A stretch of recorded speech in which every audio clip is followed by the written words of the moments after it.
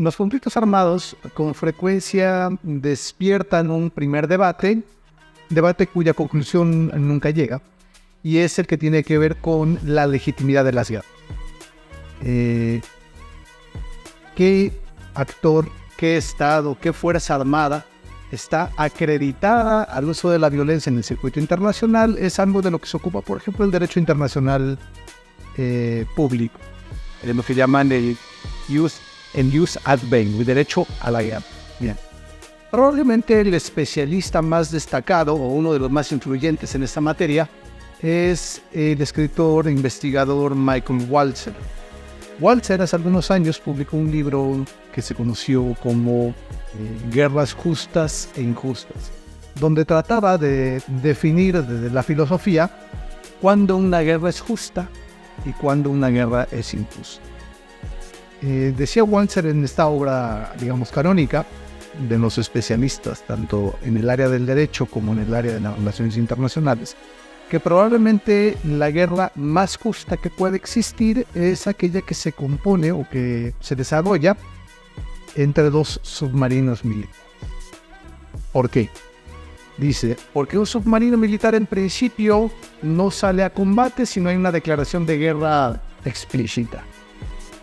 Y en segundo lugar, porque todos los que están dentro de los submarinos son personal necesariamente militar, no existen civiles. Y en tercer lugar, porque normalmente los combates entre submarinos se dan en alta mar y en ese sentido no existe el peligro de tener víctimas civiles como consecuencia de la conflagración. Y en esa lógica, dice Walzer, las guerras entre submarinos es el modelo de la guerra justa perfecta.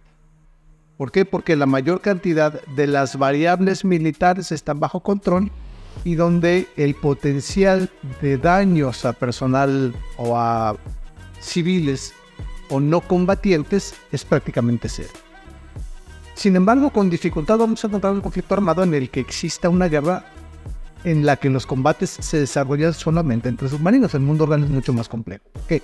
Porque tenemos fuerzas aéreas, tenemos armadas, combaten en alta mar, y tenemos también fuerzas terrestres. Y en este sentido las guerras son más complejas en su desarrollo, pero también en el proceso, no solamente en su planeación, sino en su desarrollo como tal. Un segundo problema que presenta la justicia o la injusticia de las guerras es el hecho de que, independientemente de la circunstancia que dé origen al choque armado, todas las partes involucradas alegan justicia en su causa.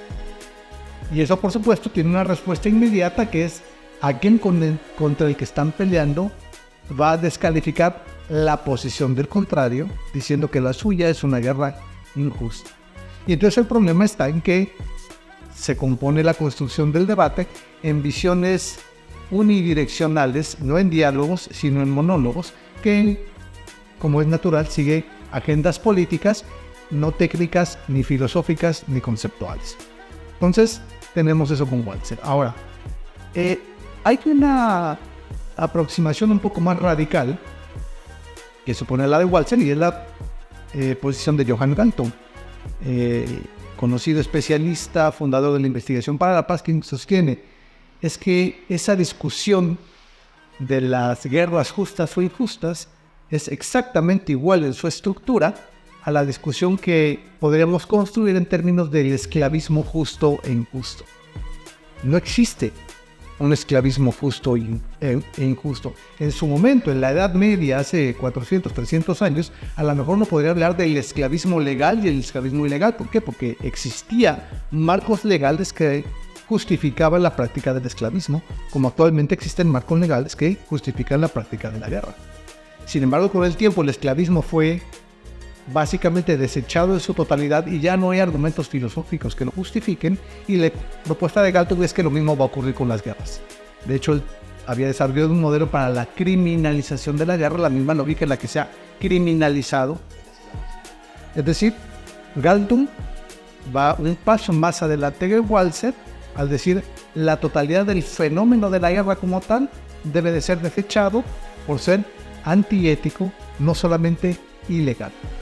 Más allá de que los marcos jurídicos actualmente reconozcan un derecho a la guerra.